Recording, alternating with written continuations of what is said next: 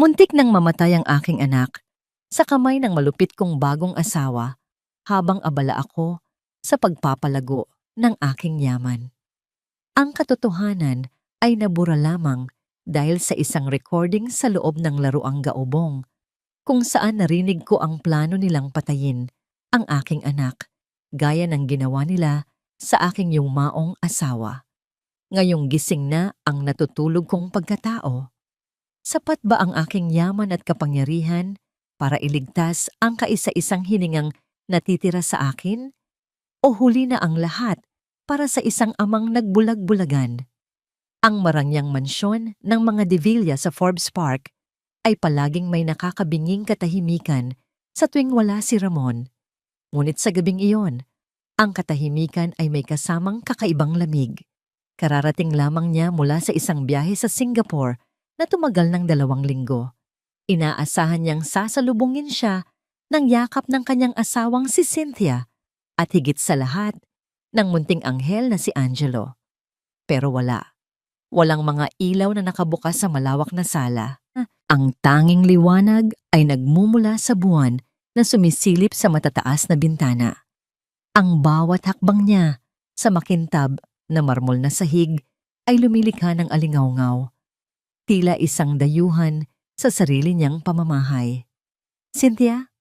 Angelo? Tawag niya. Ngunit tanging ang sariling boses ang bumalik sa kanya. Dumiretso siya sa malaking dining area, nakahain ng hapunan, isang mamahaling steak, pasta, at alak. Ngunit ang isang plato sa dulo ng mesa, ang maliit na platong para kay Angelo, ay hindi nagalaw. Malamig na ang pagkain, ni hindi man lang nabawasan. Isang kaba ang unti-unting gumapang sa dibdib ni Ramon. Nasaan ang anak niya? 10:00 na ng gabi. Dapat ay mahimbing nang natutulog ang isang 6 na taong gulang na bata. Kinapa niya ang switch ng ilaw at sa isang pindot, nagliwanag ang buong unang palapag.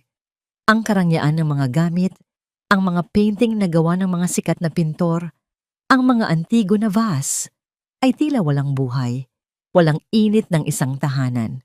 Mabilis siyang umakyat sa 2 palapag, diretso sa kwarto ng kanyang anak. Dahan-dahan niyang binuksan ang pinto. Angelo, anak?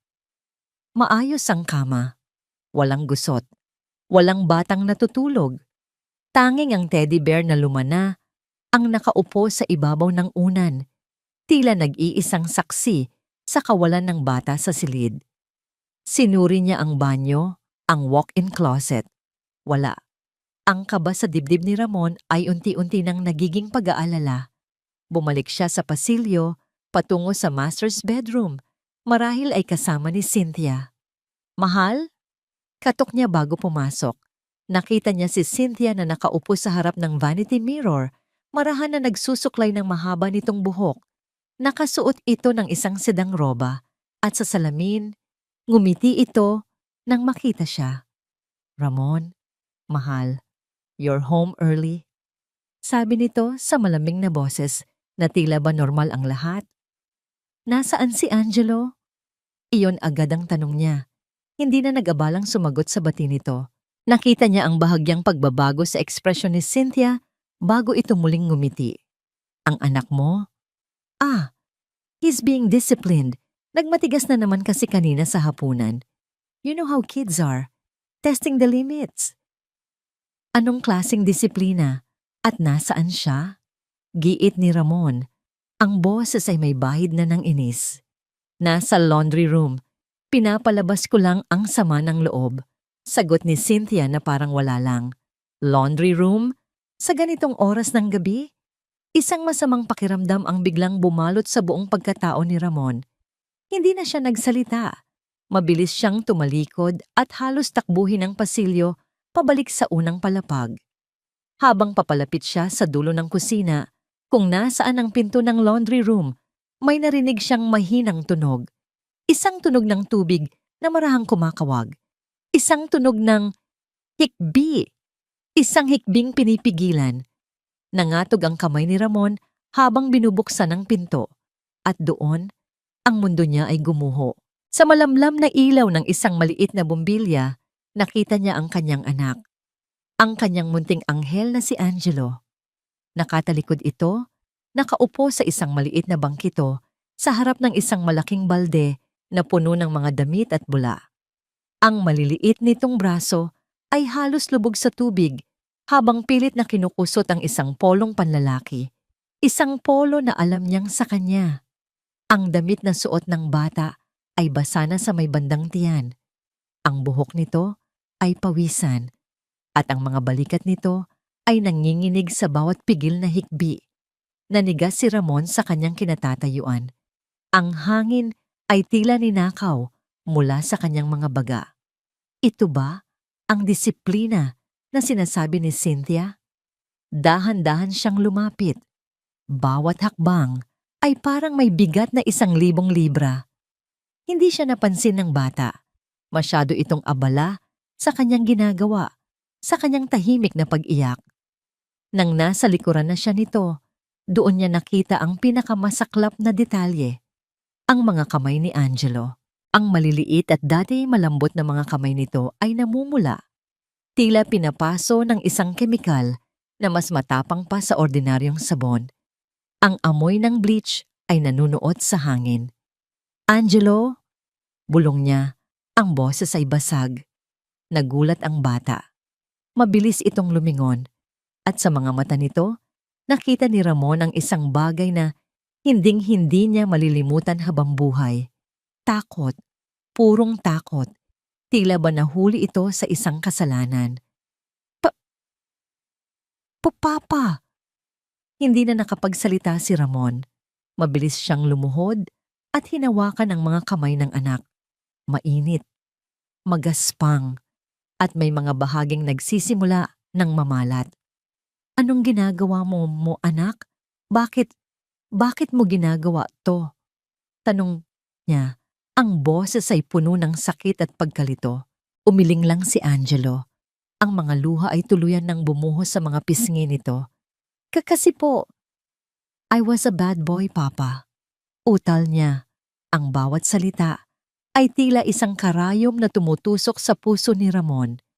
Hindi ko po inubos yung dinner ko. Tita Cynthia said, kailangan kong matuto. Matuto? Halos pabulong na ulit ni Ramon. Ang diin sa salita ay puno ng namumuong galit. Dahan-dahan niyang inangat ang tingin mula sa mga kamay ng anak patungo sa mukha nito, isang mukha na basang-basa ng luha at pawis. Ramon, hayaan mo siya. This is for his own good. Ang malamig na boses ni Cynthia ay biglang pumunit sa katahimikan. Nakatayo na ito ngayon sa may pintuan. Ang mga braso ay nakahalukip-kip, ang ekspresyon ay kalmado, na para bang isang normal na eksena lamang ang kanyang natunghayan. For his own good? Napatayong sabi ni Ramon. Ang boses ay nanginginig sa pinipigilang galit. Maingat niyang hinila si Angelo palayo sa balde at itinayo sa kanyang likuran. Tila isang kalasag na poprotekta dito. Anong kabutihan ang sinasabi mo, Cynthia? Look at his hands. Pinaglalaba mo ang isang 6 na taong gulang na bata ng ganitong oras ng gabi gamit ang matapang na chemical. It's just soap and a little bleach, mahal. Don't be so dramatic. Sagot ni Cynthia, may bahid ng pagkainis sa kanyang tono. He needs to learn responsibility. Hindi pwedeng palagi siyang kinukonsinti. I am just being a mother to him. A mother? Napahalakhak si Ramon, ngunit ang tawa niya ay walang saya. Ito ay tunog ng isang taong nasusuklam. My late wife would never... Hinding-hindi niya gagawin ito sa anak namin. Sa pagbanggit sa yumaong asawa, isang kislap ng galit ang dumaan sa mga mata ni Cynthia, ngunit mabilis din itong nawala at napalitan ng isang mapagkumbabang ngiti. Lumapit ito. Ang bawat hakbang ay kalkulado. Huwag naman nating isama sa usapan si Elena. Mahal, I am trying my best here. Inilahad niya ang kanyang kamay, akmang hahawakan si Angelo. Halika na, Angelo. Tapos na ang parusa mo. Let's go to sleep. Ngunit bago pa man dumapo ang mga daliri ni Cynthia sa balikat ng bata, isang bagay ang nangyari na yumanig sa buong mundo ni Ramon. Si Angelo, na kanina patahimik na nagtatago sa likod ng kanyang mga binti, ay biglang napaurong na para bang napaso. Isang maliit na singhap ng takot ang kumawala sa mga labi nito. Sa isang mabilis na kilos, yumakap ito nang mahigpit sa baywang ng kanyang ama. Isinubsob ang mukha sa tela ng pantalon nito at humagulgol ng malakas. Hindi ito iyak ng isang batang napagalitan lang. Ito ay iyak ng isang batang matagal nang nasasaktan at natatakot. Napatitig si Ramon sa nanginginig na katawan ng kanyang anak. Pagkatapos ay sa kamay ni Cynthia na naiwang nakabitin sa hangin. Sa sandaling iyon, ang lahat ng pagdududa ay naglaho. Ang lahat ng kasinungalingan ay gumuho. Ang kilos na yon ni Angelo, ang pag-urong, ang pagyakap, ang takot, ay isang testimonya na mas malakas pa sa kahit anong salita. Ito ang nagsasabing may mali. May malaking mali sa loob ng pamamahay na ito. Walang natulog ng maayos sa mansyon ng mga Divilla sa gabing iyon. Hinayaan ni Ramon na si Cynthia ang mag-asikaso sa mga kamay ni Angelo. Nilagyan ito ng pamahid at binindahan. Pinanood niya ang bawat kilos ng asawa, ang kunwaring pag-aalala, ang mga malambing na salita, at sa kauna-unahang pagkakataon, nakita niya ang lahat ng iyon bilang isang pagpapanggap, isang perpektong pag-arte. Pinatulog niya si Angelo sa pagitan nilang dalawa ni Cynthia sa master's bedroom, isang bagay na hindi na nangyayari mula nang ikasal sila. Isang desisyon na tinutulan ni Cynthia sa simula. Ngunit wala itong nagawa, kundi pumayag nang makita ang determinasyon sa mga mata ni Ramon. Sa buong magdamag, naramdaman ni Ramon ang bawat paggalaw at paghikbi ng kanyang anak sa pagtulog. At sa bawat sandaling iyon, ang galit sa kanyang puso ay mas lalong lumalalim, nagiging isang matigas na bakal ng determinasyon. Ang agahan kinabukasan ay isang pagtatanghal ng katahimikan. Ang tunog lamang ng mga kubyertos na tumatama sa mamahaling pinggan ang maririnig sa malawak na dining area. Umupo si Ramon sa kabisera ng mesa habang si Angelo ay nasa kanyang kanan at si Cynthia sa kaliwa. "Eat your pancakes, Angelo. Tita made them especially for you," sabi ni Cynthia. Ang boses ay matamis na parang pulot. Kumuha ito ng tinidor at kutsilyo at nagsimulang hiwain ang pagkain sa plato ng bata. Isang maliit na panginginig ang dumaan sa katawan ni Angelo. Hindi ito nagsalita. Yumuko lang ito at sinimulang isubo ang hiniwang pagkain. Pinanood ni Ramon ang eksena. Dati, ang mga ganitong kilos ni Cynthia siya ay ituturing niyang pag-aalaga. Ngayon, nakikita niya ito sa tunay nitong anyo. Isang paraan ng pagkontrol, isang paalala kung sino ang may kapangyarihan. "How was your trip, mahal? Did you close the deal?" Tanong ni Cynthia. Ibinabaling ang atensyon kay Ramon. Sinusubukang ibalik ang lahat sa normal. "It was successful," maikling sagot ni Ramon. Ang mga mata ay hindi inaalis sa kanyang anak. "Angelo," tawag niya sa malumanay na boses. "Kamusta ang school mo nitong mga nakaraang araw?" Itinigil ni Angelo ang pagkain.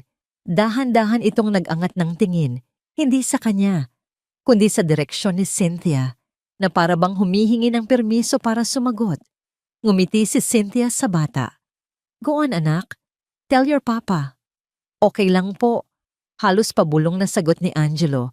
Ang tingin ay muling ibinalik sa kanyang plato. "Okay lang?" Ulit ni Ramon. "May bago ka bang mga kaibigan? Anong paborito mong subject ngayon?" Umiling lang ang bata. "Wala po." Bawat maikling sagot, bawat pag-iwas ng tingin, ay parang isang dagok kay Ramon.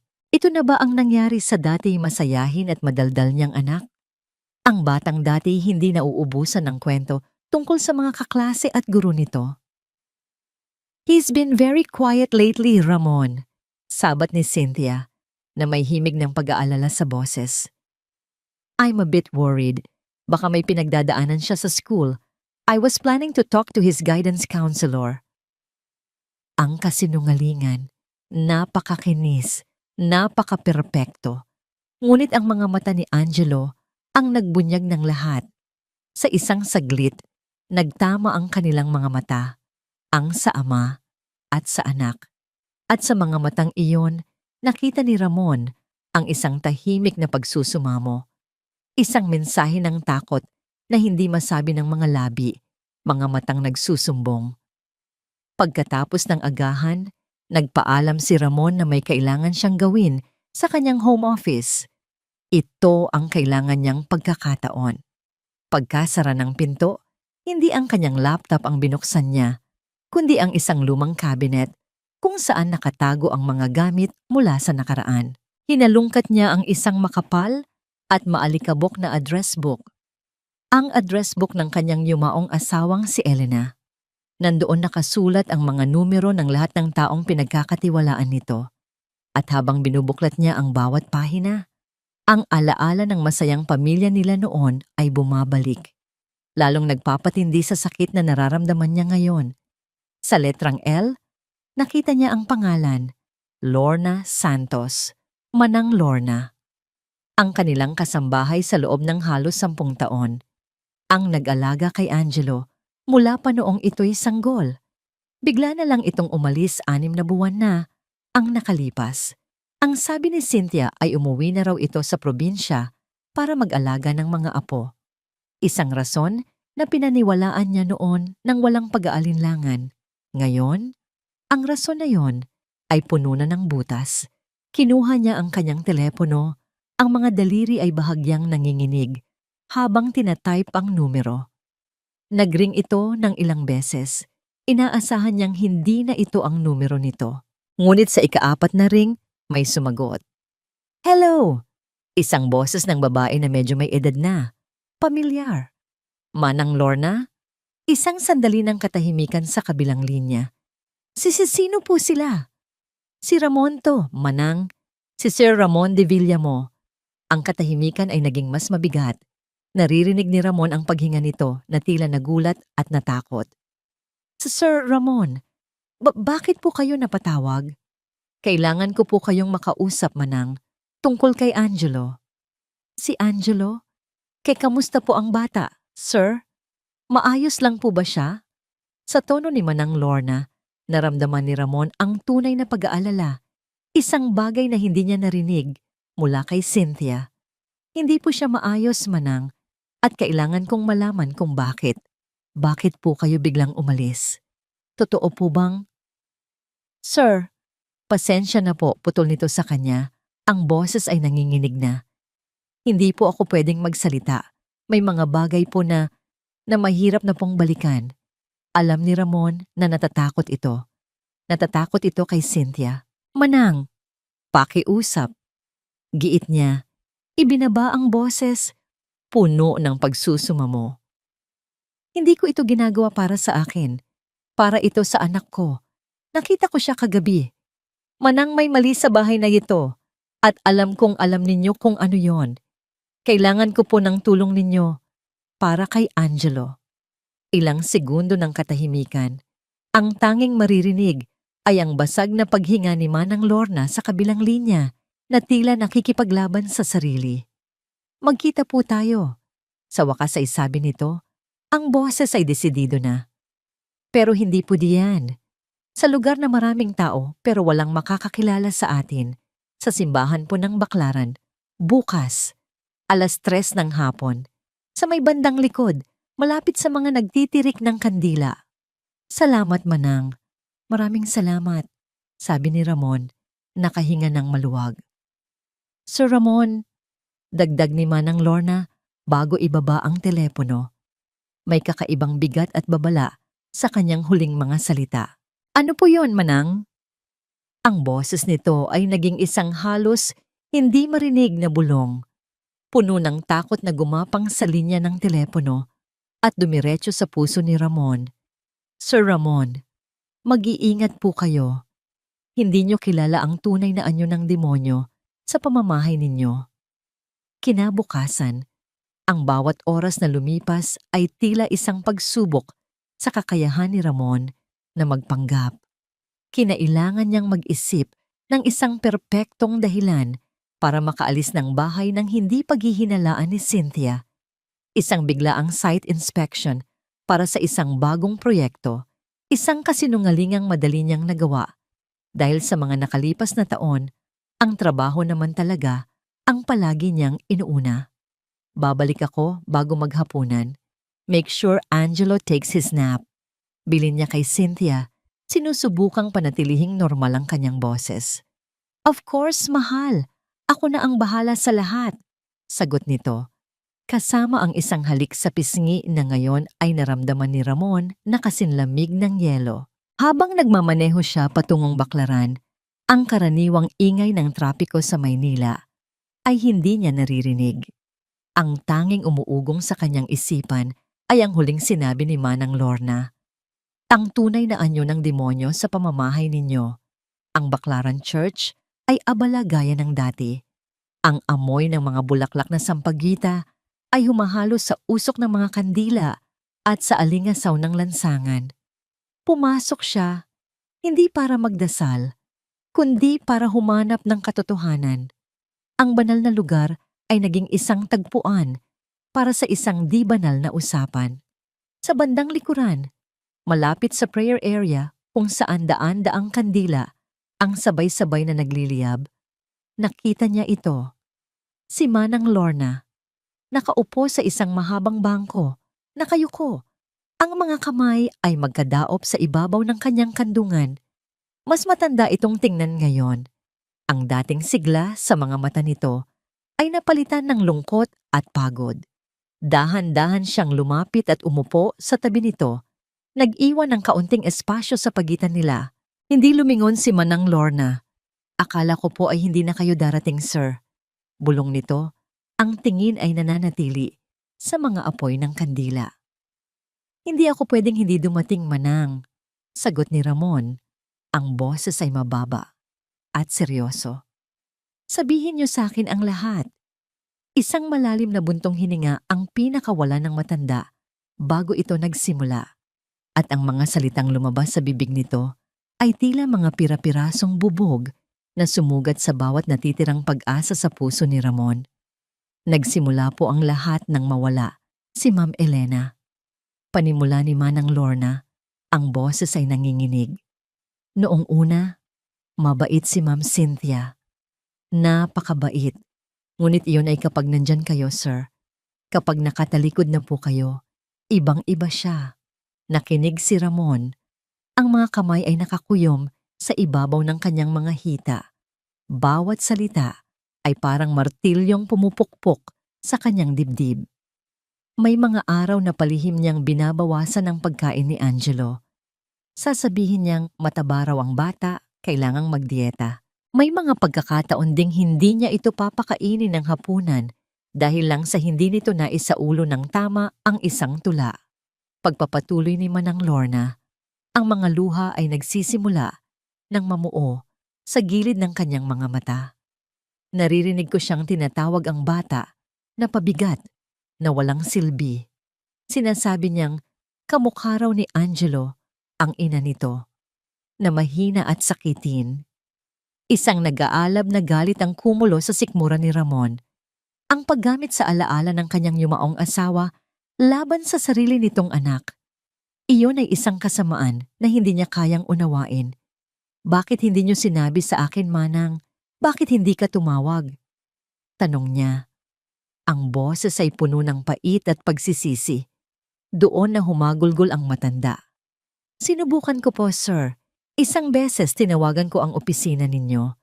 Ang sabi ng sekretarya ninyo ay nasa meeting kayo sa ibang bansa. Kinagabihan, hinarap ako ni Ma'am Cynthia. Hindi ko alam kung paano niya nalaman. Sinampal niya po ako. Napapikit si Ramon. Ang bawat revelasyon ay mas masakit kaysa sa nauna. Sinabi niya sa akin na kung magsusumbong pa ako, ipapakulong niya ang anak kong lalaki na nasa probinsya. Gagawa raw siya ng kwento na nagnakaw ako dito sa pamamahay ninyo at idadamay niya ang pamilya ko. Natakot po ako, sir. patawarin niyo po ako. Natakot ako para sa mga anak ko. Hinawakan ni Ramon ang balikat ng matanda. Wala kayong kasalanan, Manang. Ako. Ako ang may kasalanan. Naging bulag ako. Matapos ang ilang sandali ng pag-iyak, pinunasan ni Manang Lorna ang kanyang mga luha at tiningnan si Ramon ng diretso sa mga mata. Sir, may isa pa po kayong dapat malaman. Isang bagay na palagi kong iniisip. Ano yon? Naalala niyo po ba yung teddy bear ni Angelo? Yung luma na? Tumango si Ramon. Iyon ang teddy bear na nakita niya sa kama ng anak noong gabing umuwi siya. Regalo po yon ni Ma'am Elena bago siya tuluyang nanghina.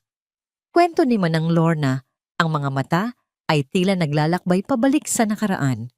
Nandoon po ako nang ibigay niya iyon kay Angelo. Hinawakan niya ang kamay ng bata at ibinulong, Anak, kapag malungkot ka at wala si Mama o si Papa, ibulong mo lang sa kanya ang lahat. Palagi siyang makikinig sa'yo.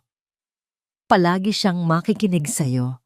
Ang mga salitang yon ay umalingaw-ngaw sa isipan ni Ramon. Hindi lang ito isang simpleng laruan. Ito ang huling habilin ng isang ina. Isang pangako. Bakit niyo ito sinasabi sa akin, Manang? Dahil pagkatapos pong mawala ni Ma'am Elena, hindi na binitiwan ni Angelo ang osong yon. Dala niya kahit saan. Kinakausap niya kapag akala niya ay walang nakakarinig. Ngunit mula nang dumating si Ma'am Cynthia at nagsimulang magbago ang lahat, napansin kong itinatago na niya ito. Tila ba natatakot siyang makita ni Ma'am Cynthia na hawak niya ito.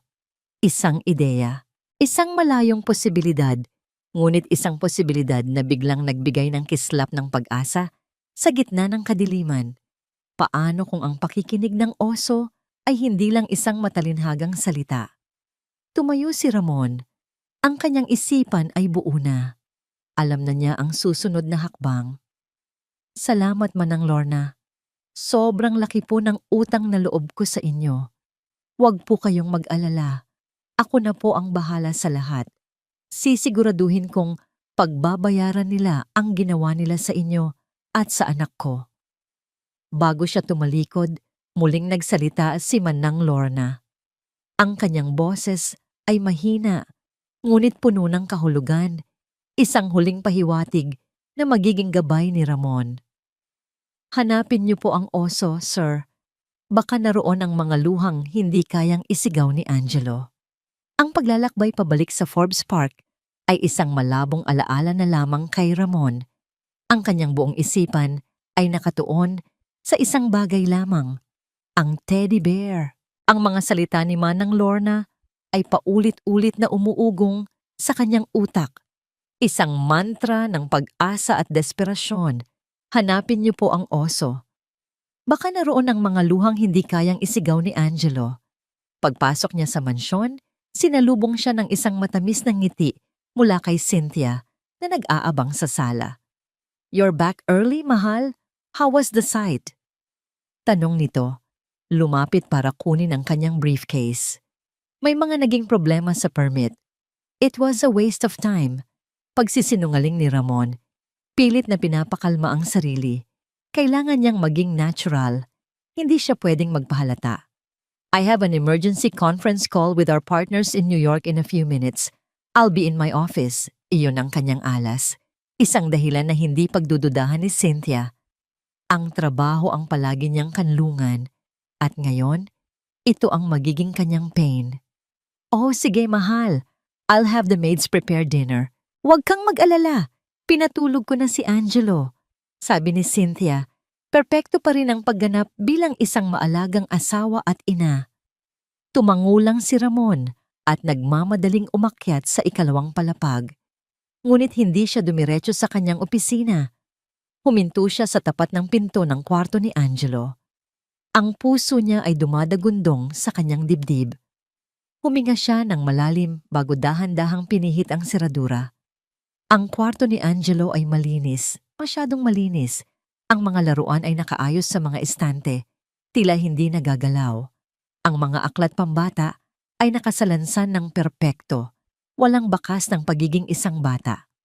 Ang hangin sa loob ay malamig at kulang sa buhay, isang refleksyon ng kalagayan ng kanyang anak.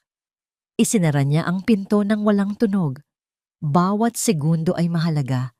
Hindi niya alam kung gaano katagal maniniwala si Cynthia sa kanyang palusot. Sinimulan niya ang paghahanap. Una niyang tiningnan ang aparador. Mga damit na nakatupi ng maayos. Walang teddy bear. Sunod ang malaking baol ng mga laruan. Mga robot, kotse-kotsehan, building blocks. Pero walang oso. Ang kaba sa kanyang dibdib ay nagsimula ng haluan ng pagkadismaya. Lumuhod siya. Pinakiramdaman ng paligid. Naririnig niya ang mahinang ugong ng aircon, ang malayong tunog ng TV mula sa unang palapag. Ang bawat ingay ay tila isang banta. Napatingin siya sa ilalim ng kama. Madilim. Gamit ang ilaw mula sa kanyang cellphone, sinilip niya ang ilalim. Alikabok. Isang nag-iisang medyas. At sa pinakasulok, nakasiksik na tila ba itinago ng pilit ang teddy bear. Kupasin na ang kulay nitong kayumanggi. May kaunting tastas sa may bandang leeg at ang isang mata nitong gawa sa butones ay maluwag na. Ngunit para kay Ramon, ito ang pinakamahalagang bagay sa buong mundo sa sandaling iyon. Halos hindi humihinga. Inabot niya ito. Ang kanyang mga daliri ay nanginginig. Habang marahan niyang hinihila ang laruan, palabas sa madilim na pinagtataguan nito. Malamig ito sa kanyang hawak at amoy luma. Niyakap niya ito sandali, na parabang sa pagyakap na yon ay maririnig niya ang mga kwento ng kanyang anak. Ngunit walang tunog, walang himala. Sinimulan niyang kapain ang katawan ng oso. Malambot ang bulak sa loob, gaya ng inaasahan. Ngunit habang ang kanyang mga daliri ay gumagapang sa may bandang tiyan nito, may naramdaman siyang kakaiba. Isang bagay na matigas. Parihaba ang hugis, hindi ito dapat naroon. Ang puso ni Ramon ay nagsimulang tumibok ng mas mabilis. Ito na ba yon?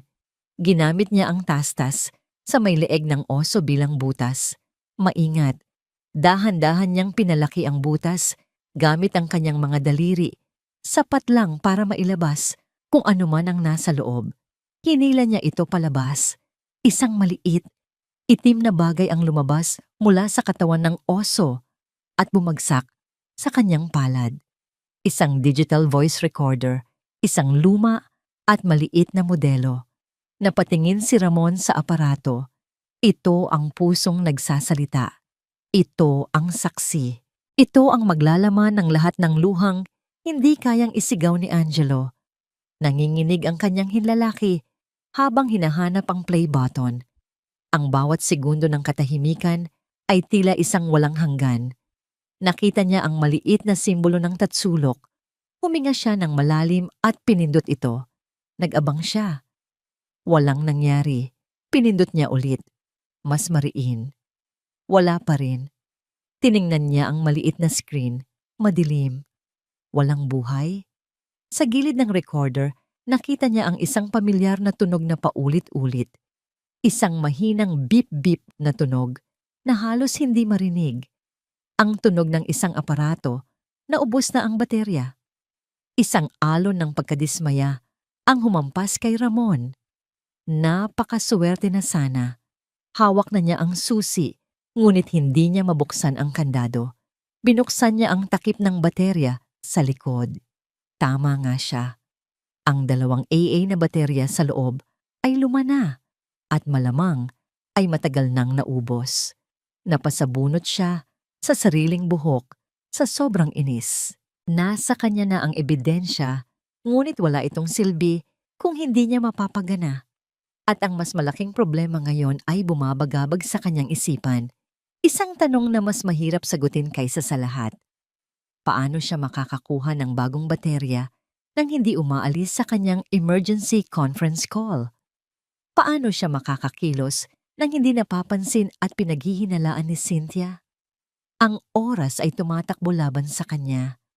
Nakatayo sa likod ng nakasarang pinto ng kanyang opisina, ramdam ni Ramon ang bawat tibok ng kanyang pulso sa kanyang sentido.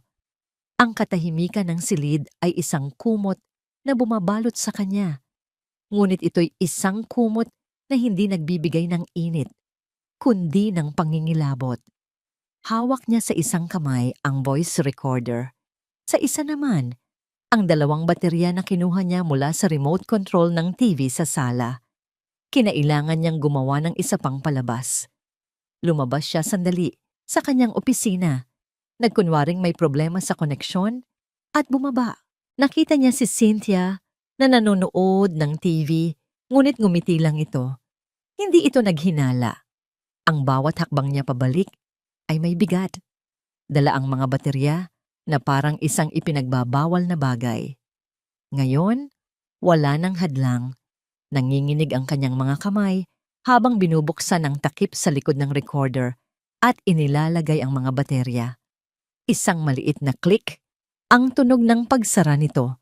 Isang tunog na tila hudyat ng pagsisimula ng isang bangungot. Ang maliit na screen ay umilaw. Isang kulay pula na ilaw ang kumislap. Buhay na ito. Umupo siya sa kanyang mamahaling leather na upuan. Inilagay ang recorder sa ibabaw ng lamesang gawa sa mahogany at pinindot ang play. Sa unang ilang segundo, tanging isang mahinang kaluskos ang maririnig. Tunog ng tela. Marahil ay ang recorder na gumagalaw sa loob ng oso. Pagkatapos, isang boses. Isang boses na napaka-inosente at napakaliit. "Hello, Bear Bear. Papa is not home again. I miss him." Ang boses ni Angelo. Mahina, malungkot, para itong isang suntok sa sikmura ni Ramon. Ang anak niya, kinakausap ang isang laruan dahil wala ang sarili nitong ama para kausapin. Biglang may isa pang boses na pumasok, isang boses na matamis at mapaglaro. "Angelo, anong ginagawa mo dyan? Sinong kausap mo?" Ang boses ni Cynthia. Ngunit iba ang dating nito. Ito ang boses na ginagamit nito kapag may ibang tao. Ang boses na ginamit nito para lokohin siya. Narinig ni Ramon ang paggalaw. Pagkatapos ay katahimikan. "Wala po, Tita Cynthia. Kinakantahan ko lang po si Bear Bear." "Kantahan? Akala ko ba sabi ko sa'yo, tapusin mo na yang mga laruan mo at mag-ayos ka na ng gamit? Bakit ang kalat mo pa rin?" Ang tono ay nagsimula ng magbago. Ang tamis ay unti-unting nawawala. "Oo po, aayusin ko na po," sagot ni Angelo. Ang boses ay nanginginig na. "Anong klaseng sagot yan? Wala ka man lang galang. Tingnan mo nga yung sarili mo. Parehas kayo ng nanay mong sakitin. Walang silbi." Napatiim ang bagang ni Ramon. Ang mga kamay niya ay naikuyom sa ibabaw ng mesa. Ang mga kuko ay bumaon sa kanyang palad. Ang pagdadamay sa pangalan ni Elena. Iyon ay isang kasalanang hindi niya mapapatawad. Narinig niya ang isang mahinang hikbi sa recording. "Sorry po, tita. Please po." "Sorry? Palagi ka nalang sorry. Manang-mana ka talaga sa kanya. Isang pabigat. Sige, pulutin mo lahat yan. At kung hindi mo yan matapos sa loob ng 5 minuto, walang hapunan para sa'yo mamaya. Naiintindihan mo?" Isang malakas na yes po ang narinig ni Ramon, basag sa pag-iyak. Pagkatapos ay tunog ng mga laruang dalidaling inililigpit. Pinindot ni Ramon ang pause. Hindi niya kaya. Ang hangin sa silid ay tila nawala. Sinubukan niyang huminga ng malalim, ngunit ang pumapasok sa kanyang baga ay hindi hangin, kundi purong sakit at pagsisisi. "Ako ang may kasalanan nito. Hinayaan kong mangyari to." Wala ako sa tabi niya. Isang luhang pumatak mula sa kanyang mata. Isang luha ng galit, ng pagsisisi, ng sakit na hindi niya kailanman naramdaman sa buong buhay niya. Pinunasan niya ito ng marahas. Hindi ito ang oras para umiyak. Ito ang oras para makinig. Pinindot niya muli ang play. Ang sumunod na mga recording ay isang koleksyon ng iba't ibang uri ng pagpapahirap sa emosyon. Mga sigaw, mga insulto, mga pananakot. Bawat isa ay mas malala kaysa sa nauna. Narinig niya ang lahat. Pagkatapos ng tila isang walang katapusang pagdurusa, may isang bahagi kung saan tanging ang boses na lang ni Cynthia ang naririnig. Tila nakatalikod ito kay Angelo at may kausap sa telepono. Oo nga, akala niya siguro perpekto ang lahat dito. The fool. Masyado siyang abala sa pagpapayaman, hindi niya nakikita na unti-unti nang napupunta sa atin ang lahat. Isang tawa. Isang tawang nakakakilabot. Don't worry, malapit na. Konting tiis na lang. Ang kailangan ko lang gawin ay siguraduhin na ang batang to ay hindi magiging problema sa hinaharap. Ang pag-uusap sa telepono ay natapos. Narinig na lang muli ang kaluskos na tila ibinalik na ang oso sa isang tabi. Nagpatuloy ang katahimikan. Akala ni Ramon ay tapos na ang recording. Aabutin na sana niya para patayin ito nang biglang may isa pang boses na bumasag sa katahimikan. Hindi ito ang boses ni Angelo. Hindi rin ito ang boses ni Cynthia mula sa telepono. Ito ay isang boses ng lalaki. Malinaw at malapit. Isang boses na nasa loob mismo ng kwarto. Isang boses na kilalang kilala ni Ramon. Hayaan mo na ang bata, Cynthia. Malapit na nating makuha ang lahat. Nanigas si Ramon. Ang kanyang kamay ay nanatiling nakabitin sa ere. Ang bawat himay-may ng kanyang kalamnan ay nanigas. Hindi siya maaaring magkamali. Iyon ang boses ni Attorney David Lim, ang kanyang abogado, ang kanyang pinagkakatiwalaang business consultant, ang ninong ni Angelo, sa binyag. David, anong ginagawa mo dito? Hindi ka pwedeng makita ni Ramon. Narinig niyang sagot ni Cynthia. Ang boses ay may halong gulat at pagkairita. Relax. He's halfway across the globe. At kahit pa umuwi yon, his head is so far up in his empire he wouldn't notice a snake coiling right under his bed. Mayabang na sagot ni David na sinundan ng tunog ng isang halik. I missed you. Ang sikmura ni Ramon ay bumaliktad. Ang pandidiri at galit ay tila asidong umakyat sa kanyang lalamunan. Hindi lang pala ito tungkol sa pera. Isa rin itong pagtataksil sa pinaka-personal na level. I missed you too. Malanding sagot ni Cynthia. Pero delikado pa rin. Mamaya may makakita sa atin. Walang makakakita. At kahit pa may makakita, sinong paniniwalaan niya? Ang mga katulong o ang kanyang tapat na abogado at mapagmahal na asawa? Muling tawa ni David. Kumusta na ang progress natin sa bata? He's becoming more withdrawn, just as planned.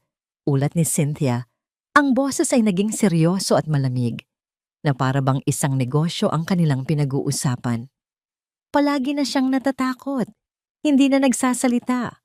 A few more incidents, and he'll be the perfect picture of a mentally unstable child. Madali na nating makukumbinsi si Ramon na kailangan niya ng specialized care sa isang malayong lugar. Excellent, sabi ni David. Kapag nawala na ang bata sa eksena, mas madali na nating maisusunod ang plano para kay Ramon. Kapag napirmahan na niya ang special power of attorney na inihahanda ko, the entire De Villa fortune will be in our hands. Ang paghinga ni Ramon ay naging mababaw at mabilis. Naririnig niya ang plano, ang buong balangkas ng kanilang kasamaan, inilatag sa kanyang harapan. Ang lahat ng ito, ang pagpapanggap, ang pagmamaltrato sa kanyang anak, lahat ay bahagi ng isang masalimuot at demonyong plano. Hinawakan ni Ramon ang gilid ng mabigat na lamesa para suportahan ang sarili. Ang mundo niya ay umiikot.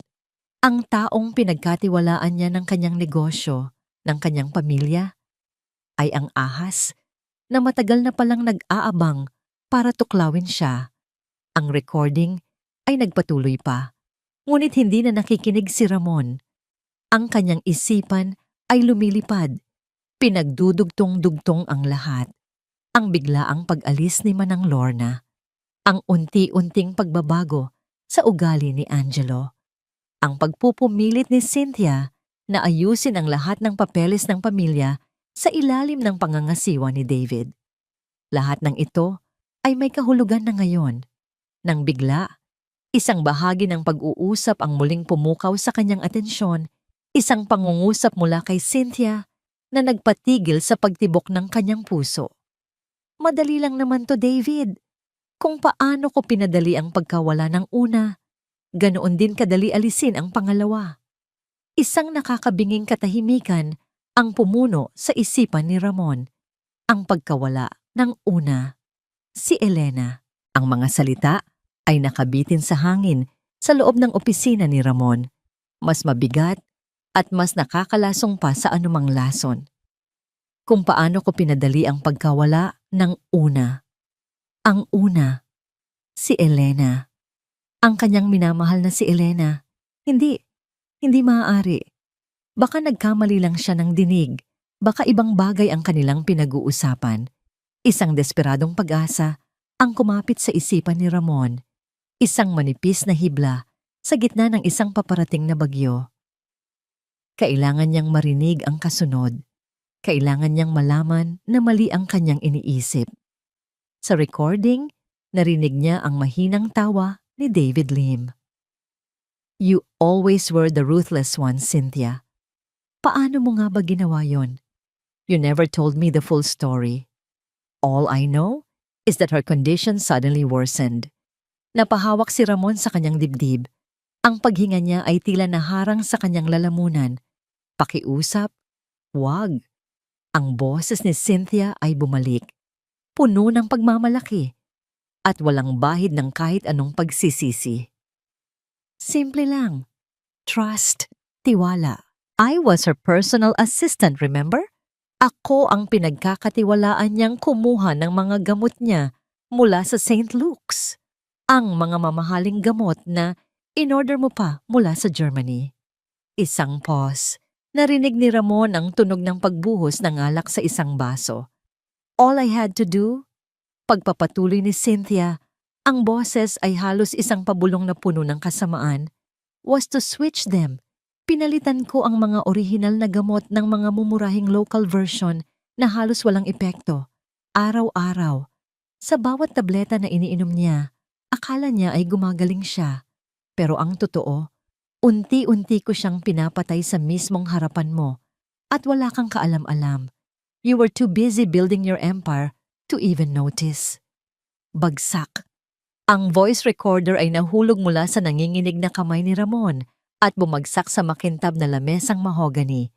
Ang tunog ng pagtama ng plastik sa kahoy ay umalingaw-ngaw sa nakakabinging katahimikan. Ang hangin. Nasaan ang hangin? Napahawak si Ramon sa kanyang kwelyo. Pilit na humihinga. Ngunit ang kanyang mga baga ay tila tumangging gumana. Ang bawat salita ni Cynthia ay isang patalim, isang makalawang, maruming patalim, na paulit-ulit na itinarak sa kanyang puso, ang kanyang asawa, ang ina ng kanyang anak, ang babaeng pinangakuan niyang mamahalin at poprotektahan habang buhay.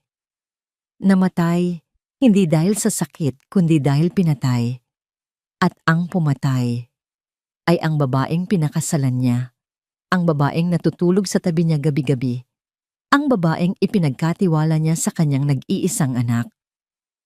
At ngayon, narinig pa rin niya ang boses ni David mula sa recorder na nakahandusay sa mesa. Ang plano para kay Ramon. Sigurado ka bang epektibo ang binili mo? Of course, sagot ni Cynthia. Isang uri ng halaman na halos walang lasa. Unti-unti nitong sisirain ang kanyang nervous system. Sa loob ng ilang buwan, magmumukha siyang nasisiraan ng bait. Paranoid, hindi na kayang magpatakbo ng kumpanya. At sa puntong yon papasok ka na. Dala ang lahat ng papeles na nagpapatunay na ikaw na ang may hawak ng lahat. Isang matinding sakit ang gumuhit sa dibdib ni Ramon. Hindi ito sakit sa puso. Ito ay sakit ng isang kaluluwang dinurog. Dahan-dahan siyang tumayo. Ang kanyang mga binti ay nanginginig na parang gulay. Napasandal siya sa pader para suportahan ang sarili. Ang kanyang mga mata ay napako sa isang malaking salamin na nakasabit sa dingding. At sa salamin, nakita niya ang refleksyon ng isang taong hindi niya nakilala. Isang lalaking may gusot na damit, may namumutlang mukha, at may mga matang puno ng kabiguan. Nakita niya ang isang tanga, isang hangal, isang lalaking sobrang bulag sa tagumpay at pera, kaya't hinayaan niyang makapasok ang demonyo sa kanyang tahanan. Hinayaan niyang mamatay ang kanyang asawa. Hinayaan niyang pahirapan ang kanyang anak. At ngayon, siya na ang isusunod. Ang lahat ng kanyang pinaghirapan, ang mga gusali, ang mga kontrata, ang milyon-milyong dolyar, lahat ng iyon ay walang halaga. Basura. Dahil sa pag-abot niya sa mga bituin, hindi niya namalayan na ang lupa sa ilalim ng kanyang mga paa ay matagal nang nilamon ng impyerno. Ako ang may kasalanan. Bulong niya sa kanyang refleksyon. Ang boses ay basag at puno ng pagkasuklam sa sarili. Patawarin mo ako, Elena. Patawarin mo ako, anak. Itinukod niya ang kanyang noo sa malamig na salamin na papikit ng mariin, na para bang sa pagpikit na yon ay mabubura niya ang lahat ng katotohanang kanyang narinig. Ngunit hindi. Ang katotohanan ay nandyan, nakaukit na sa kanyang pagkatao. Tok, tok, tok. Isang katok sa pinto, isang katok na tila galing sa ibang mundo. At pagkatapos, isang boses na ngayon ay nagdudulot ng matinding kilabot sa kanyang buong sistema. Isang boses na matamis, malambing, at puno ng lason. Mahal, ayos ka lang ba dyan? Handa na ang hapunan. Sa isang sulok ng isang mamahaling speakeasy bar sa Bonifacio Global City, kung saan ang halaga ng isang basong cocktail ay katumbas ng isang linggong sahod ng karaniwang tao, nakaupo si Cynthia Reyes. Perpekto ang kanyang anyo. Nakasuot siya ng isang itim na silk dress na yumayakap sa kanyang katawan. Ang kanyang buhok ay nakaayos sa isang eleganteng bun at ang kanyang mga labi ay pininturahan ng kulay dugong lipstick.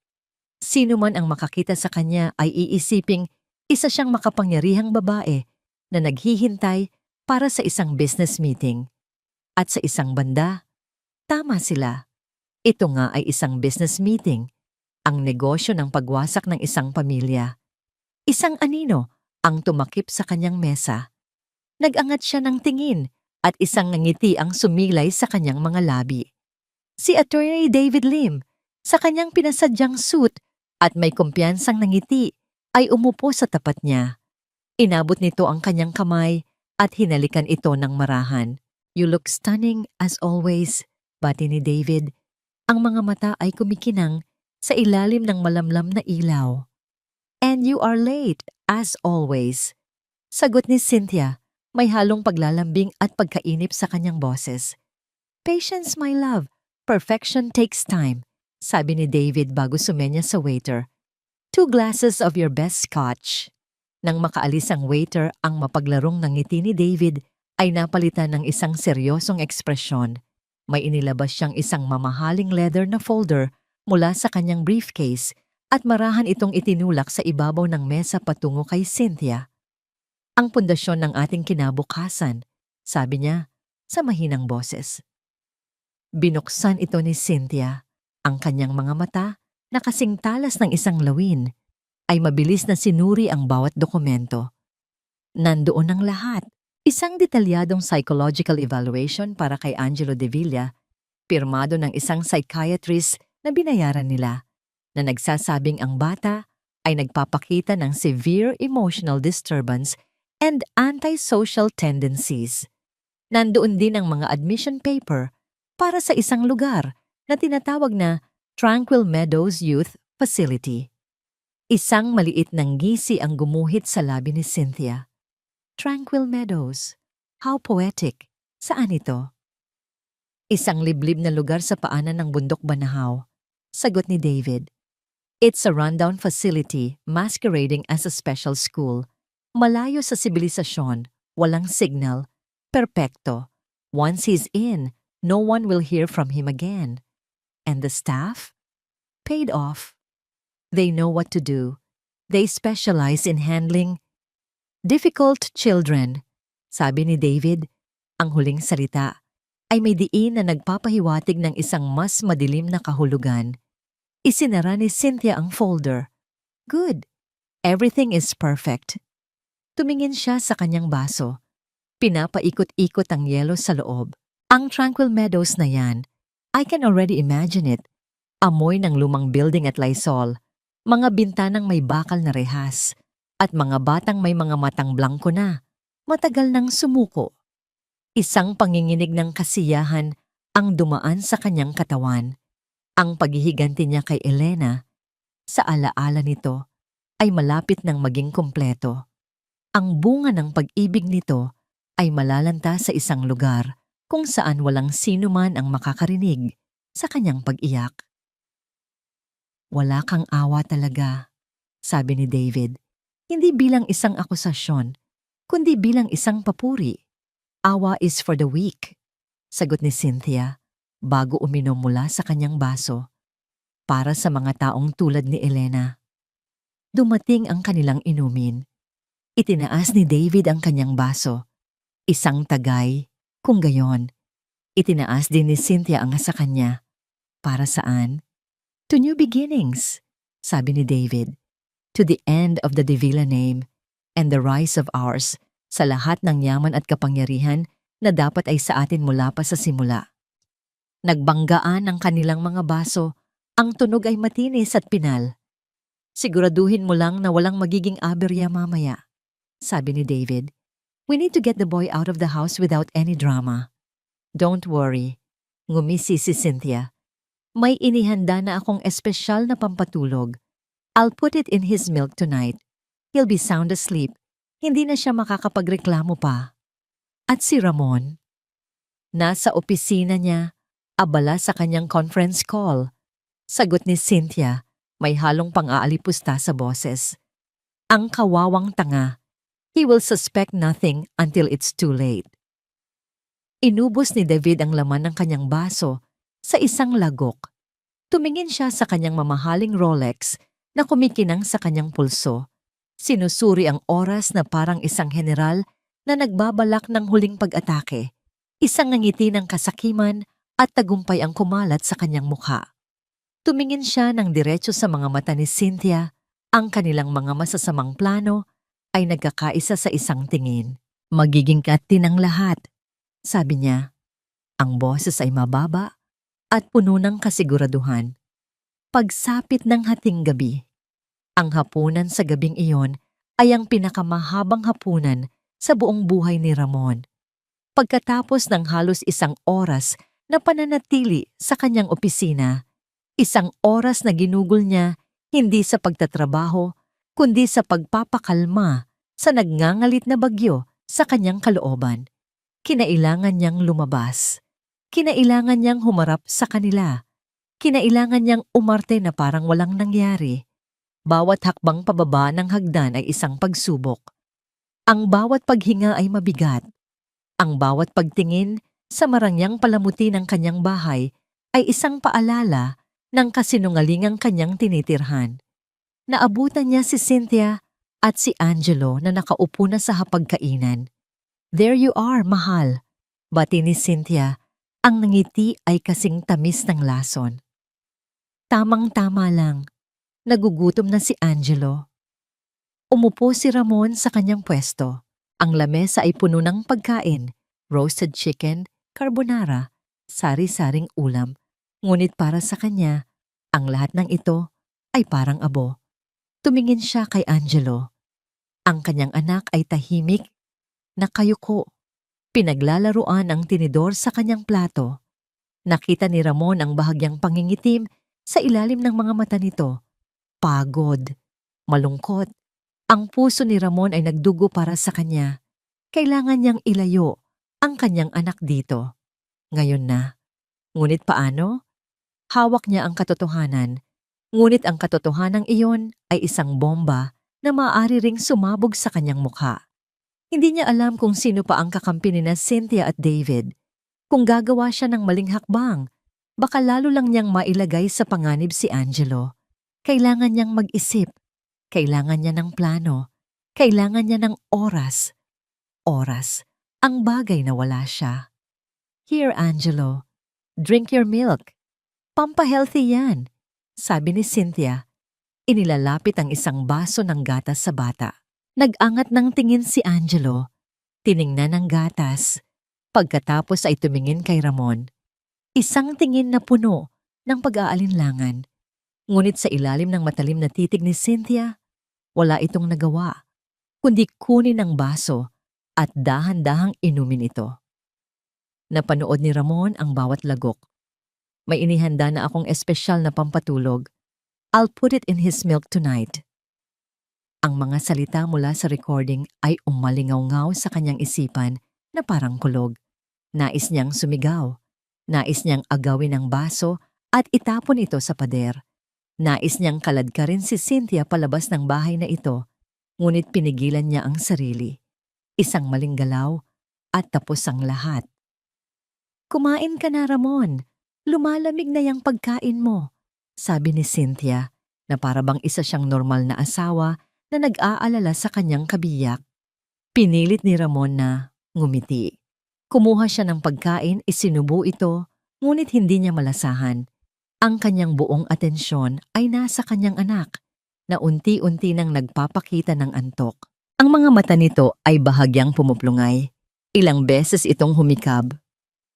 Mukhang inaantok na ang baby boy natin. Puna ni Cynthia. May pekeng paglalambing sa boses. Ang demonyo. Isang perpektong demonyo na nag-aanyong anghel. Biglang tumunog ang cellphones ni Cynthia. Tiningnan niya ito at isang maliit na ngiti ang sumimilay sa kanyang labi. "Excuse me for a moment," sabi nito bago tumayo at lumayo ng kaunti. Sa may bintana na nakatanaw sa labas ng mansyon, sinundan siya ng tingin ni Ramon. Kahit nakatalikod, sapat na ang lakas ng pandinig ni Ramon para makuha ang ilang salita sa kanyang ibinubulong na pakikipag-usap. Opo, opo, parating na. Siguraduhin niyong walang makakakilala sa sasakyan. Yes, mga 12:00, tulog na ang lahat. Be ready, 2:00, hating gabi. Ang puso ni Ramon ay tila huminto sa pagtibok. Hindi ito bukas, hindi sa susunod na linggo, ngayong gabi. Ang plano ay isasagawa ngayong gabi. Isang malamig na pawis ang bumalot sa kanyang noo. Napatingin siya sa orasan sa dingding. 10:30 na. Mayroon na lamang siyang wala pang 2 oras. 2 oras para mailigtas ang kanyang anak mula sa isang impyernong walang katapusan. Nang bumalik si Cynthia sa mesa, tapos na ang usapan. Ang nangiti nito ay mas malawak na ngayon. Wrong number, sabi nito. Isang halatang kasinungalingan. Tumingin si Ramon kay Angelo. Ang ulo nito ay nakatungo na sa dibdib. Ang paghinga ay malalim na. Mahimbing na itong natutulog, isang biktima ng kanilang kasamaan. Napatingin si Ramon sa bintana, sa direksyon kung saan nakatingin si Cynthia kanina. At sa dilim sa labas ng kanilang bakuran, sa kabilang kalye, mayroon siyang naaninag. Isang itim na van, walang plaka, madilim ang mga bintana, nakaparada sa ilalim ng isang puno, nag-aabang. Nandito na sila. Naramdaman ni Ramon ang pagbagsak ng kanyang mundo. Ang lahat ng pader ay tila papalapit sa kanya, dinudurog siya. Huli na ba ang lahat? Paano siya lalaban? Nag-iisa siya laban sa 2 ahas na matagal nang pinaplano ang bawat galaw. Wala siyang kakampi, wala siyang oras. Sa sandaling iyon, sa gitna ng kanyang marangyang hapagkainan, sa harap ng kanyang natutulog na anak at ng kanyang asawang mamamatay tao, naramdaman ni Ramon de Villa ang tunay na kahulugan ng pagkatalo. Ang pakiramdam ng pagkatalo ay tumagal lamang ng ilang segundo sa kalooban ni Ramon. Ngunit sa ilang segundong iyon, isang bagay ang nagbago. Ang takot na dumadaloy sa kanyang mga ugat ay biglang nagyelo. At mula sa nagyelong takot na yon, isang apoy ang sumiklab. Hindi ito apoy ng galit lamang. Ito ang apoy ng isang ama. Ang pinaka-primitive at pinaka-makapangyarihang damdamin na kayang maramdaman ng isang tao. Ang instinct na protektahan ang sarili niyang supling. Hindi siya talo. Hindi pa. Hanggat humihinga siya, lalaban siya. Inaantok na talaga siya, sabi ni Ramon. Pinipilit na maging kalmado ang kanyang boses na tila ba sumasang-ayon sa naunang sinabi ni Cynthia. Ako na ang mag-aakyat sa kanya sa kwarto niya. Bago pa man makatutol si Cynthia, maingat ngunit mabilis na binuhat ni Ramon si Angelo mula sa upuan. Ang kanyang anak ay malambot at mabigat sa kanyang mga braso. Ang paghinga nito ay malalim at panatag. Isang inosenteng anghel na walang kamalay-malay sa panganib na nag-aabang. Okay, mahal. Just be gentle, sabi ni Cynthia. Malinaw ang kasiyahan sa kanyang mukha. Para sa kanya, ang lahat ay umaayon sa plano. Habang paakyat ng hagdan si Ramon, ang kanyang isipan ay tumatakbo ng mas mabilis pa sa isang supercomputer. Plano. Kailangan niya ng plano. Kailangan niya ng tulong. Kailangan niya ng mga kakampi. Pagpasok niya sa kwarto ni Angelo, marahan niyang inihiga ang bata sa kama. Hinalikan niya ito sa noo, isang halik na puno ng pangako. Hindi ka nila makukuha, anak. Bulong niya. Ipinapangako ko yan. Mabilis niyang isinara ang pinto at sa isang kilos na puno ng determinasyon, nilak niya ito mula sa loob. Walang makakapasok, walang makakalabas. Ang kanyang unang ginawa ay kunin ang kanyang cellphone. Sa nanginginig ngunit determinadong mga daliri, hinanap niya ang isang numero sa kanyang contacts, hindi numero ng pulis. Masyadong maraming tanong, masyadong matagal ang proseso. Kailangan niya ng taong mapagkakatiwalaan, isang taong may utang na loob sa kanya. Si Mr. Santos, ang pinuno ng kanyang personal security team, isang retiradong koronel. Nagring ito ng isang beses, 2 beses. Sir Ramon, sagot ng baritonong boses sa kabilang linya. Santos, I need you. Now, sabi ni Ramon. Ang boses ay mababa at apurado. Bring your best men. Quietly, I'm sending you my location. Huwag kayong magpapakita sa main gate. Dumaan kayo sa likod na pader. May isang itim na van na walang plaka sa labas. I-neutralize niyo ang mga sakay, but I want them conscious. Walang putukan. Walang ingay. Do you understand? Understood, sir. We're on our way. ETA 15 minutes. Walang tanong na sagot ni Santos. Pagkababa ng tawag, agad siyang nag-dial ng isa pang numero. Manang Lorna? Sa Sir Ramon, gabi na po. Manang, kailangan ko po kayo ngayon. Dito sa bahay, magpapadala ako ng isa sa mga security ko para sunduin kayo. Huwag po kayong matakot. Kailangan ko po ng saksi. Kailangan po kayo ni Angelo. Isang sandali ng pag-aalinlangan. Pagkatapos ay isang desididong sagot. Papunta na po ako, sir. Pagkatapos ng mga tawag, ang kanyang atensyon ay bumaling sa silid. Kailangan niya ng armas, hindi baril. Isang bagay na mas makapangyarihan, ang katotohanan. Kinuha niya ang voice recorder mula sa kanyang bulsa at ang kanyang cellphone. Mabilis niyang ikinonekta ang dalawa gamit ang Bluetooth. Pagkatapos, ikinonekta niya ang kanyang cellphone sa maliit na Bluetooth speaker na laging dala ni Angelo kapag nakikinig ito ng mga nursery rhymes. Itinago niya ang speaker sa ilalim ng kama, kung saan hindi ito madaling makikita, ngunit malinaw na maririnig. Ang entablado ay handa na. Sakto. Narinig niya ang mga yabag na papalapit sa pintuan, pagkatapos ay isang katok. Ramon? Mahal? Bakit nakalock? Ang boses ni Cynthia. Ang tamis ay napalitan na ng bahid ng pagkainip. Hindi sumagot si Ramon. Hinawakan niya ang doorknob. Ang kanyang puso ay handa na. Ramon, buksan mo to? Anong ginagawa mo dyan? Sigaw ni Cynthia. Mas malakas na ngayon. Narinig niya ang isa pang boses, si David. May problema ba, Cynthia? Nakalock ang pinto. Hindi niya binubuksan. Nagkaroon ng malalakas na kalabog sa pinto. Sinusubukan na nilang sirain ito. Hinintay ni Ramon ang tamang pagkakataon. Nang maramdaman niyang malapit nang bumigay ang kahoy na pinto. Plug. Ang pinto ay bumukas ng malakas. Pumasok si David. Kasunod ang dalawang lalaking malalaki ang katawan na hindi niya kilala. Sa likod nila, si Cynthia, ang muka ay puno ng galit at pagtataka.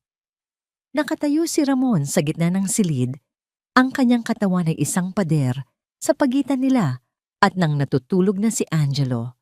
Anong ibig sabihin nito, Ramon? Galit na tanong ni Cynthia.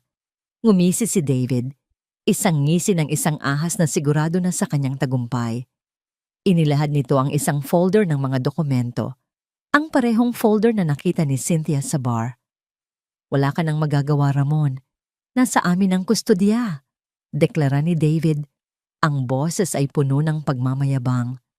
The court has granted us temporary custody based on this psychological evaluation.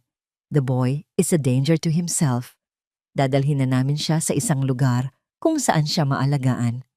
Ang dalawang lalaki ay nagsimulang humakbang palapit kay Angelo. Itinaas ni Ramon ang kanyang kamay, hindi para pigilan sila, kundi para ipakita ang cellphone na hawak niya. Ang kanyang hinlalaki ay nakatapat sa isang icon sa screen, ang play button. Isang hakbang pa, sabi ni Ramon. Ang boses ay malamig at matalim na parang patalim, at maririnig ng buong mundo ang sigaw ng isang ama. Isang nakakabinging katahimikan ang namayani sa loob ng kwarto ni Angelo. Ang lahat ng mga mata ay nakatuon kay Ramon at sa cellphone na hawak niya. Ang pagmamayabang sa mukha ni David Lim ay napalitan ng bahagyang pagkalito. Si Cynthia naman, na kanina'y nag-aapoy sa galit, ay nagpakita ng kislap ng pag-aalinlangan. Anong pinagsasasabi mo, Ramon? Are you going insane? Si Cynthia ang unang bumasag sa katahimikan.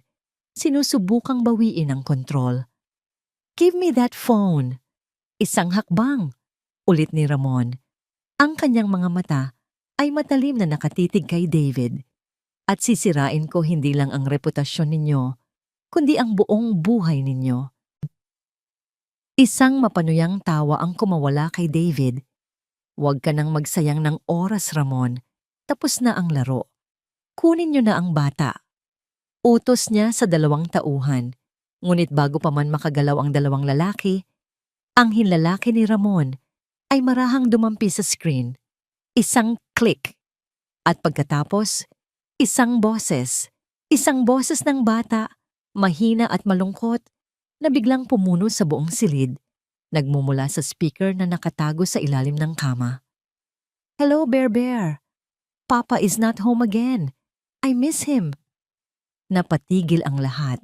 Ang mukha ni Cynthia ay biglang namutla na parang papel.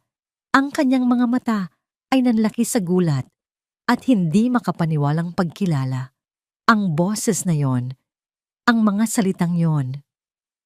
Ano to?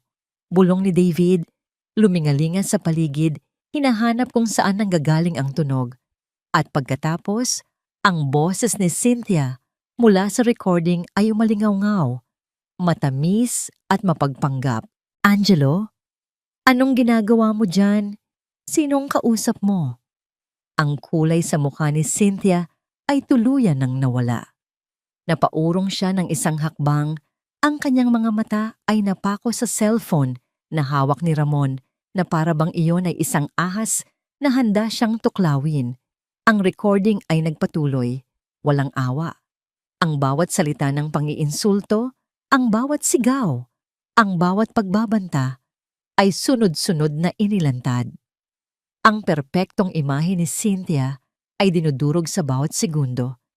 Inihahayag ang tunay nitong anyo sa harap ng lahat. Parehas kayo ng nanay mong sakitin, walang silbi. Manang-mana ka talaga sa kanya. Isang pabigat. Patayin mo yan. Patayin mo yan ngayon din. Sigaw ni Cynthia. Ang kanyang boses ay hindi na matamis, kundi matinis at puno ng desperasyon. Ngunit hindi gumalaw si Ramon. Hinayaan niyang magpatuloy ang paglilitis.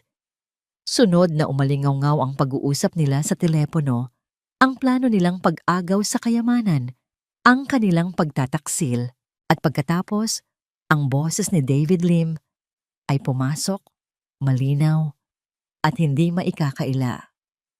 Hayaan mo na ang bata, Cynthia. Malapit na nating makuha ang lahat. Kung si Cynthia ay namutla, si David Lim naman ay tila naging bato. Ang kanyang postura ay nanigas. Ang kanyang mga kamay ay naikuyom sa kanyang tagiliran. Ang kanyang maskara, bilang isang kagalang-galang na abogado, ay nalulusaw na parang kandila. Iito ay hindi totoo. Gawa-gawa lang yan, edited yan. Sigaw ni David, ang kanyang boses ay nagpapakita ng unang senyales ng panik. Ngunit ang pinakamatinding dagok ay hindi pa dumarating. Ang huling bahagi ng pag-uusap, ang pangungumpisal, kung paano ko pinadali ang pagkawala ng una, ganoon din kadali alisin ang pangalawa.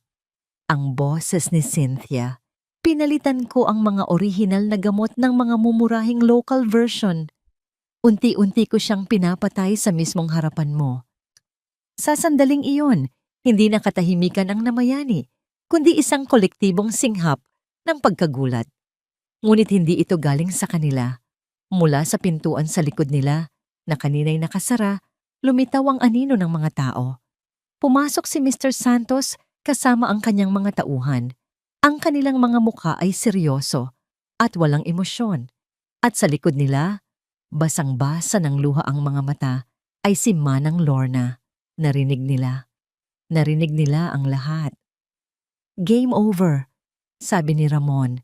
Ang kanyang boses ay malamig na parang bakal. Nang makita ang mga security, ang dalawang tauhan ni David ay agad na nagtaas ng kamay. Ngunit si Cynthia, sa gitna ng kanyang pagkasukol, ay tila nawala sa sarili. Ang kanyang mga mata ay nag-aapoy sa galit at kabiguan. Isang hayop na na-corner, kasalanan mo to. Sigaw niya hindi kay Ramon, kundi kay Angelo na mahimbing pa ring natutulog. Kung hindi ka lang ipinanganak, kung hindi ka lang naging pabigat. Sa isang mabilis at desperadong kilos, dinampot niya ang isang mabigat na porselanang plorera mula sa isang maliit na mesa sa tabi niya. Sa lakas ng isang baliw, inihagis niya ito. Hindi kay Ramon, hindi kay David, kundi sa direksyon ng kama, sa direksyon ng walang malay na si Angelo. Angelo? Dalawang sigaw ang sabay na umalingaw-ngaw. Ang kay Ramon at ang kay Manang Lorna. Mabilis pa sa isang kisap mata, si Manang Lorna ay tumakbo at yumakap sa natutulog na bata. Ginawang panangga ang sariling likod. Ngunit hindi na kailangan. Isang anino ang dumaan sa kanyang harapan. Si Ramon. Sinalubong niya ang paparating na plorera. Blam! Ang tunog ng porselanang nababasag ay pumuno sa silid. Ang plorera ay nagkapira-piraso nang tumama ito sa balikat ni Ramon. Naramdaman niya ang isang matinding kirot, ngunit hindi niya ito ininda. Dugo ang dumaloy sa kanyang braso, ngunit hindi niya ito pinansin. Ang kanyang mga mata ay nanatiling nakatitig kay Cynthia, puno ng isang uri ng galit na mas malalim pa sa karagatan. Hinawakan ng mga tauhan ni Santos ang mga braso ni Cynthia at David. Wala na silang kawala. Si Cynthia ay nagpupumiglas, sumisigaw ng mga walang kwentang pagbabanta at sumpa. Si David Lim naman ay tuluyan ng bumagsak. Ang dating mayabang na abogado ay nakatayo na lang doon. Blanko ang mga mata. Talunan. Ang pagliliti sa sariling pamamahay ay tapos na. Ang hatol ay naibigay na. Ang mga sumunod na oras ay isang malabong pagkakasunod-sunod ng mga pangyayari para kay Ramon. Dumating ang mga pulis, kinuha ang voice recorder bilang ebidensya at dinala ang tatlong salarin, sina Cynthia, David at ang driver ng van. Ang mansyon, na kanina'y isang battleground, ay biglang napuno ng mga kumikislap na ilaw at mga taong nagsisiyayasat. Ngunit si Ramon ay walang pakialam sa kanila. Ang kanyang buong mundo ay nakasentro lamang sa isang maliit na kama kung saan ang kanyang anak ay nagsisimula ng magising. "Pip, Papa!" Ang boses ni Angelo ay mahina at puno ng pagkalito. Ang epekto ng pampatulog ay unti-unti nang nawawala.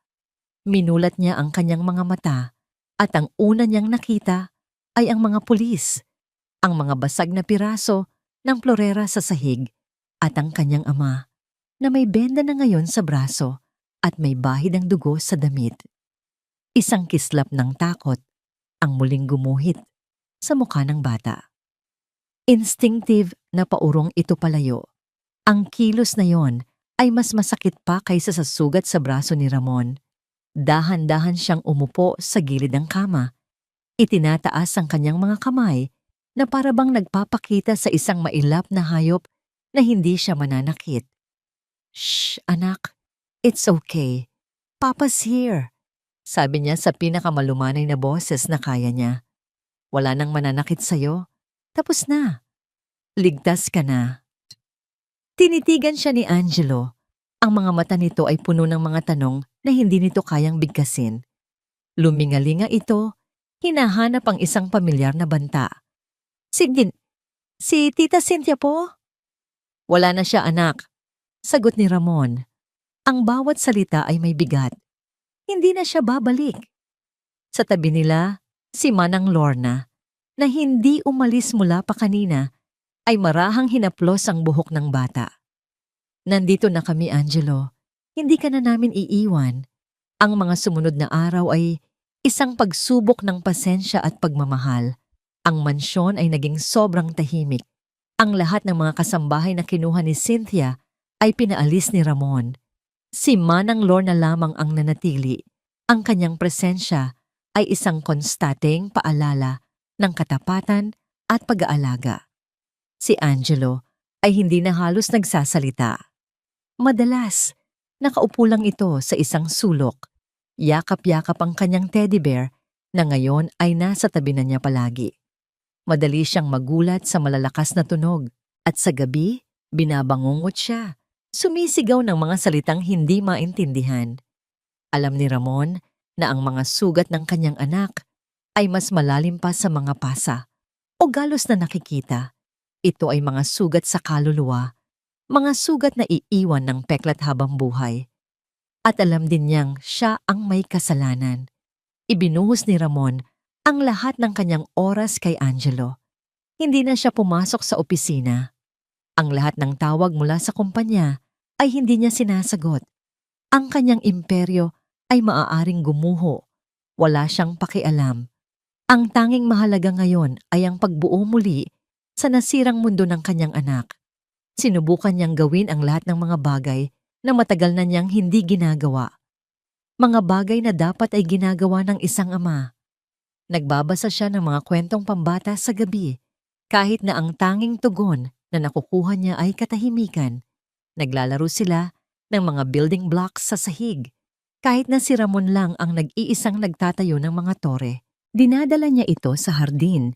Tinuturo ang mga bulaklak at mga paru-paro. Umaasang makakita ng kahit na maliit na kislap ng interes sa mga mata nito. Mabagal ang proseso. May mga araw na tila wala silang nararating.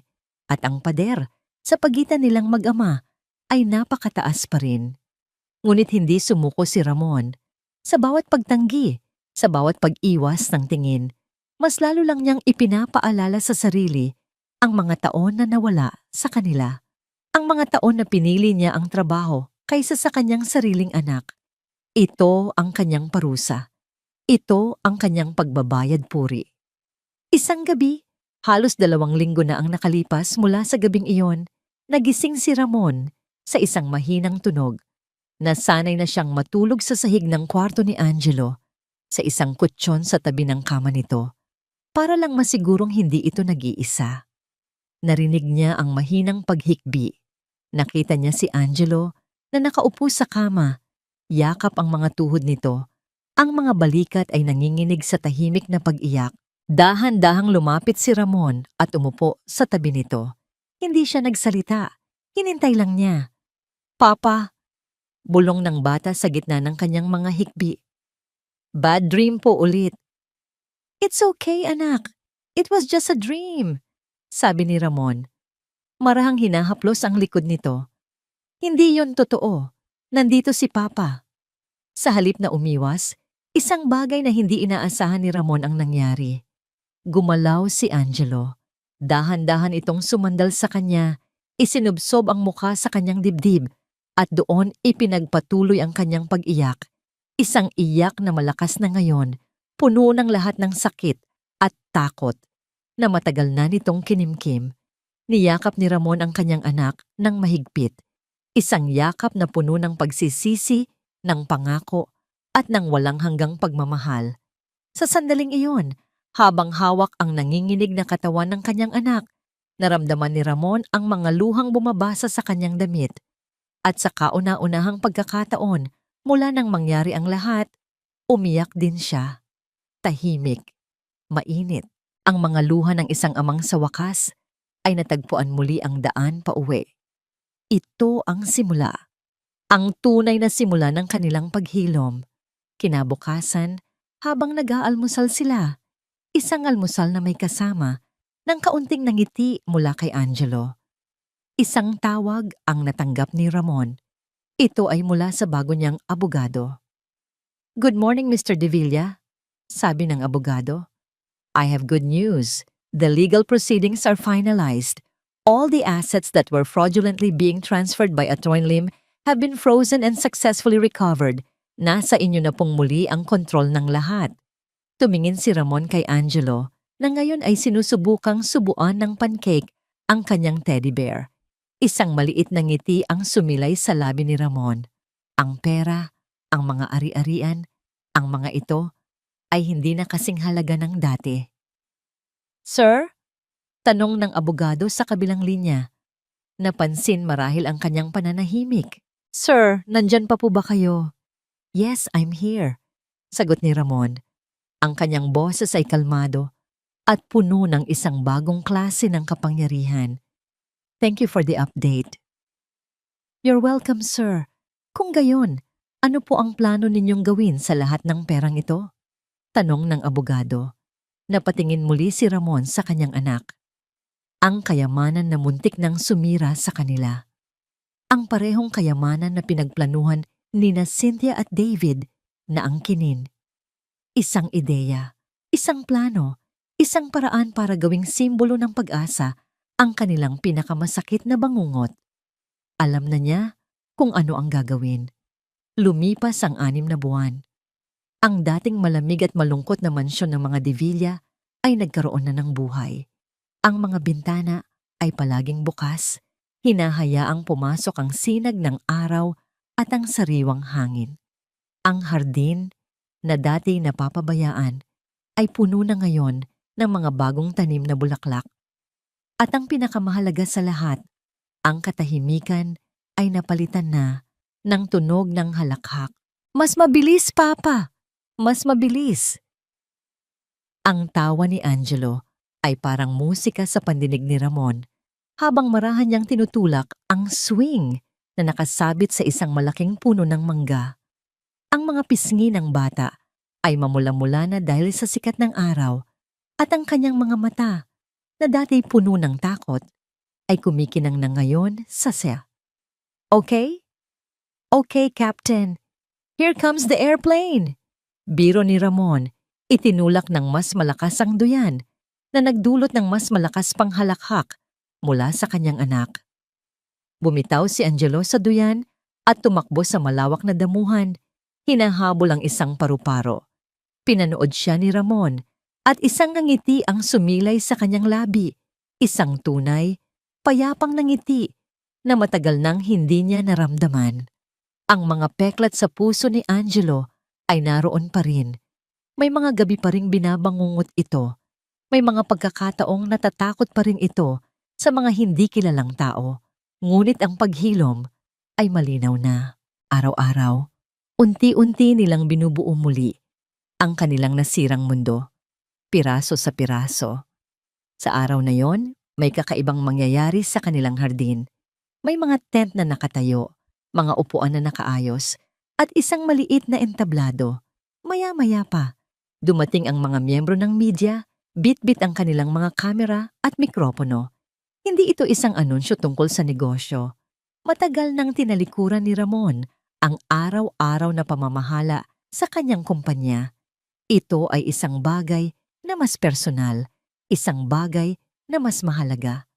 Nang handa na ang lahat, lumabas si Ramon. Hawak ang kamay ni Angelo. Hindi siya nakasuot ng mamahaling suit. kundi isang simpleng puting polo at slacks lamang.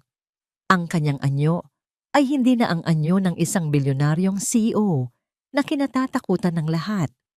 Ang anyo niya ngayon ay ang anyo ng isang ama. Umupo si Angelo sa unang hilera, sa tabi ni Manang Lorna, na ngayon ay permanenteng bahagi na ng kanilang pamilya. Ngumiti si Angelo at kumaway sa kanyang ama. Kumuway pabalik si Ramon bago humarap sa mga reporter. Magandang hapon po sa inyong lahat. Panimula niya ang kanyang boses ay kalmado at matatag. Salamat sa inyong pagdalo. Wala po akong ibebentang produkto ngayon. Wala rin po akong ibabalitang bagong business venture. Nandito po ako sa harapan ninyo hindi bilang si Ramon de Villa, ang businessman, kundi bilang si Ramon de Villa, isang ama. Isang katahimikan ang bumalot sa mga manunood.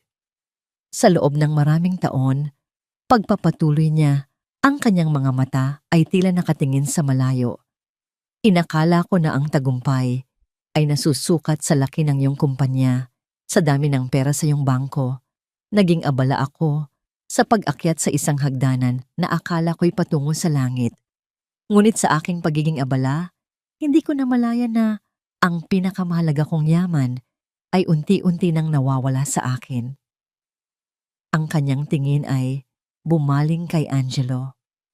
Inaamin ko po sa inyong lahat, nagkamali ako. Isang pagkakamaling halos ikawasak ng buhay ng aking anak. Natutunan ko sa pinakamasakit na paraan na ang pinakamahalagang regalo na maibibigay ng isang magulang sa kanyang anak ay hindi laruan, hindi pera, at lalong hindi isang malaking mansyon. Ang pinakamahalaga sa lahat ay ang ating presensya, ang ating oras, ang ating pagmamahal. May mga reporter na nagsimulang mamasa ang mga mata. Ang kasamaan ay naganap sa loob ng aking pamamahay, sabi niya. Ang kanyang boses ay hindi nanginginig, kundi puno ng determinasyon. At ang kayamanan na pinag-ugatan ng kasamaang yon ay hindi ko na maaaring angkinin bilang akin lamang. Ito ay nabahiran na ng luha at sakit. Ngunit naniniwala ako na ang isang bagay na nagsimula sa dilim ay maaaring maging isang sulо ng liwanag. Huminga siya ng malalim. Inihahanda ang sarili para sa kanyang huling pahayag.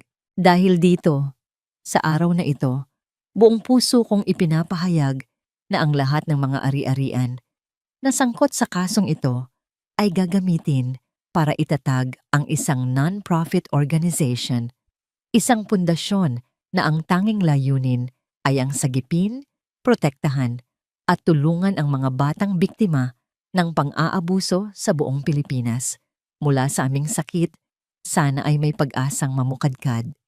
Itinaas niya ang kanyang kamay at itinuro ang kanyang anak na ngayon ay nakangiting nakatingin sa kanya. Ang pundasyong ito ay ipapangalan ko sa aking inspirasyon, sa aking bayani, sa aking anak. Ito ang magiging pundasyon ni Angelo. Isang masigabong palakpakan ang umalingaw-ngaw sa buong hardin.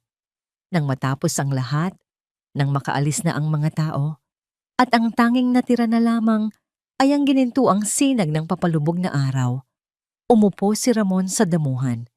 Lumapit si Angelo at umupo sa kanyang kandungan. Isinandal ang ulo sa kanyang dibdib. Magkasama nilang pinanood ang paglubog ng araw, ang langit na nagkulay kahel at lila. Ang hangin ay payapa, ang mundo ay tahimik. Sa gitna ng katahimikan, narinig ni Ramon ang isang maliit na bulong. Isang bulong na naglalaman ng lahat ng salitang matagal na niyang inaasam na marinig. Isang bulong na bumuo sa bawat basag na piraso ng kanyang puso. Niyakap siya ni Angelo ng mahigpit at sinabi ang mga salitang nagmarka sa katapusan ng kanilang madilim na kabanata at sa simula ng kanilang walang hanggang umaga. Papa, mahal na mahal po kita. Huwag mo na po akong iiwan ulit. Sa huli, ang kwento ni Ramon ay isang masakit ngunit mahalagang paalala tungkol sa responsibilidad at paggising ng konsensya. Ang kanyang tagumpay sa negosyo ay halos naging kapalit ng kanyang pagiging ama. At dahil sa kapabayaan, muntik nang masira ang buhay ng sarili niyang anak. Ngunit nang mabunyag ang madilim na sabuatan ni na Cynthia at ng traidor na abogado, kasabay ng katotohanan sa likod ng pagkamatay ng unang asawa, huli man ay nagising si Ramon. Pinili niyang talikuran ang huwad na karangyaan at harapin ang kasalanan ng nakaraan. Sa pagprotekta sa kanyang anak at sa pagtatatag ng isang pundasyon para sa mga batang inaabuso, ipinakita niya na ang tunay na pagtubos ay hindi nasusukat sa pera, kundi sa tapang na itama ang mali. Sa kwentong ito, malinaw na ang kasamaan ay may hangganan at ang mga pusong handang magsisi at magmahal ay may pag-asang mabigyan ng panibagong simula. Ikaw, naniniwala ka ba na ang isang tao ay karapat-dapat sa ikalawang pagkakataon kapag tunay ang pagsisisi? Bilang magulang o anak, ano ang pinakamahalagang aral na nakuha mo sa kwento ni Ramon? Bago tayo magtapos, gusto ko kayong kamustahin. Kumusta kayo ngayon? Sana ay ligtas kayo at nasa mabuting kalagayan. Kung may pinagdaraanan kayo, tandaan ninyong hindi kayo nag-iisa. Ibahagi ninyo ang inyong saloobin sa comments. Lagi akong narito, nakikinig, at nagpapasalamat sa inyong tiwala.